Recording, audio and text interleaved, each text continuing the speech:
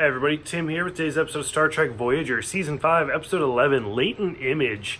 This is probably one of my favorite episodes of Voyager, probably in my top 10 of Star Trek total. So, which I should probably write all these down, because somebody's going to ask me that. I absolutely loved it. I thought it was really, really interesting. And I even remember when this episode first came out. Like, it's had that lasting impression for the last 20 years.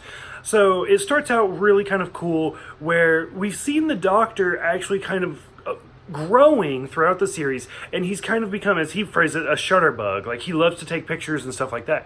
So he's now incorporating it into like his medical practice, where he can take like holographic pictures of individuals. So he can actually like take a picture of you and then like look at just your bones, look at your muscles, look at your blood vessels, look at like your entire body, stuff like that. And it's really kind of cool.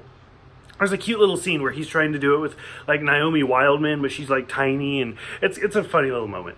Anyway, so he ends up taking the picture of Harry Kim, and right away he sees on the back of Harry's neck there's scar tissue, and Harry doesn't remember it. The Doctor doesn't remember it, and so the Doctor goes to Captain Janeway and is like, "Hey, something's going on here." And she kind of looks at Tuvok, and they share a moment, and they're like, "Okay, well, we'll look into it. We'll see what's going on." And they say, like, "Oh, this scar tissue's from like a year and a half ago," which would have put it right at the end of season 3, just before 7 came on board. So right there towards the end, after Kes got like her new hairstyle. Anyway, which this episode would have been a lot better. Like, if it had like a cameo from Kes or something, that would have been great. So anyway, so 7, the Doctor goes to 7 and is like, "Hey, will you help me run like a diagnostic program?" And 7's like, "Give me 1 hour and then I'll be down there." So she goes down there and activates the Doctor, and the Doctor's like, "What are you talking about? I never talked to you." So they look at his programming, and Harry's file has been deleted. His short-term memory files have been deleted, like recently. And so clearly something's going on here.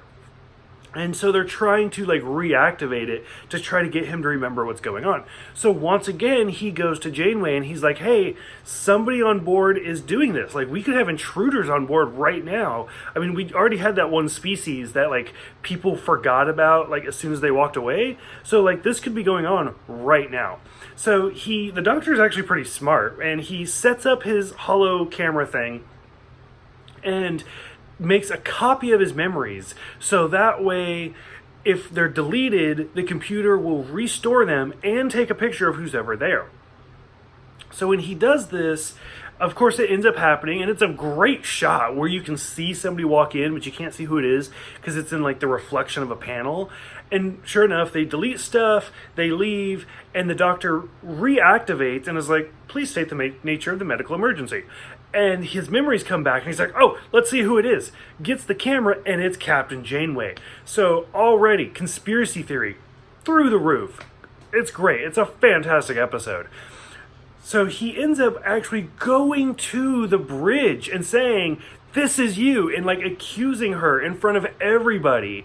They go to the ready room, and like Janeway says, like, "There's a problem with your programming. You get caught in a loop, you start to degrade. I had to make a choice." And even 7 kind of comes to the rescue and starts questioning like the rights of the individual and individuality in general. And it's so fantastic. I mean, this episode, to me, is right up there with, like, Measure of a Man from Next Generation, which is a great episode about, like, Data, and is he a human, or because he's an android, is he just a piece of equipment? And Janeway even tells 7, like, here's the food replicator, it's a piece of equipment. The Doctor is just a piece of equipment.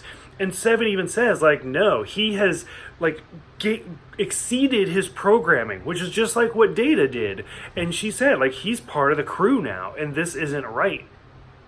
So the Captain Janeway kind of tells him about, okay, so we had an Ensign de Tal on board, and the Janeway actually starts giving the Doctor his memories, and is like, here's what happened. She was an ensign on board, like, this whole time, conveniently, and the Doctor, and Harry went on an away mission. They were attacked. the doctor had just enough time to save one person, and he chose Harry, and Incendital died. And the doctor's like, it's part of my programming to accept the loss of a crew member. And so he just brushes it off. And then later on, we kind of see how he starts getting caught in this same loop where it's like, if I walk through a room, I can go left or I can go right. What's the choice? Well, if I go this way, somebody dies, and now it's my fault. And he just gets stuck in this causality loop about like what's right and what's wrong, and why did he choose his friend over Incendital, and like, is he even good enough to be a doctor at this point? And it's a really heartbreaking moment to kind of watch him start to degrade. And B'Elanna's even like, we're going to have to do this again. And Janeway's like, you know what? No. Like, at this point, he's grown so much. Like, let's just let him go. And at one point, like, she says it's been 2 weeks, and somebody has sat with the doctor nonstop this entire time. In this case, Janeway, I think they said she was in there for like 17 hours. And she's just sitting there trying to read a book, and Tuvok comes in, and she's like, no, I got this. And the doctor's just ranting, like, this is insane. Like, I'm the worst person ever. Like, how can you read at a time like this? And she's like, it helps me think. And he's just going on. And finally, he, she falls asleep, and he wakes her up. And he touches her, and he feels like she's warm and she's sick. And he's like, no, you have to go. You have to go sleep. And it basically is just enough to knock his focus off of himself and onto her. And it's a glimmer. It's that little piece that's like, oh, he might actually be able to break this loop if he can just work himself out. It's almost like buffering time. But this is such a big deal. It takes 2 weeks to buffer. So overall, I loved this episode. I thought it was so good. Really, really enjoyable. Loving. Robert Picardo did such a good job in this, and I loved it. I just thought it was great. I wish we had more of Harry in this episode. And you can kind of tell the writers didn't quite know what to do, because like he has the whole opening scene where they're like, oh, you have scar tissue. And he's like, I don't remember that. And then we never see him again. And it's like, did you just lie to the doctor to hide this up? Like, did Harry, like, right away just go to Janeway and be like, hey, he just found my scar tissue? Because clearly Harry's going to remember this. But we never actually get his, like, perspective on things. Overall, like, if I could have gotten more of Harry, this episode would have been that much better. Overall, I thought it was great. It was really enjoyable.